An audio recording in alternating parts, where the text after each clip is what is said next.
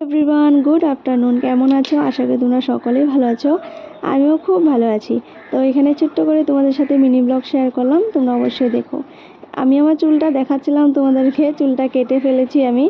আমার চুলটা কিন্তু বেশ অনেকটাই লম্বা ছিল, কাটলাম কারণ চুলটা না পড়ে পড়ে যাচ্ছিলো, বাজে লাগছিলো, সেই জন্য কেটে ফেলেছি।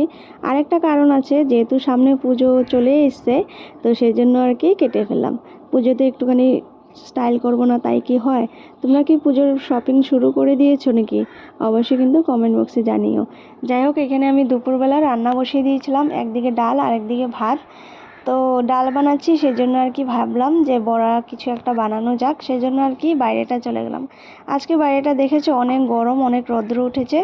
তো কয়েকটা পাট শাক তুলে আনলাম গাছের থেকে বড়া করব বলে, আর আগে থেকে চালটা ভিজিয়ে রেখে দিয়েছিলাম।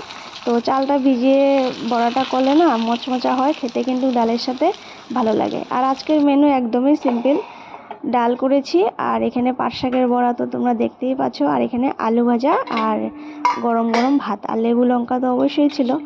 তো আজকের মিনি ব্লগটা এতটুকুই। কেমন লাগলো? আশা করি ভালোই লেগেছে। ভালো লাগলে কিন্তু অবশ্যই লাইক করবে। তো টাটা, নেক্সট ভিডিওতে অবশ্যই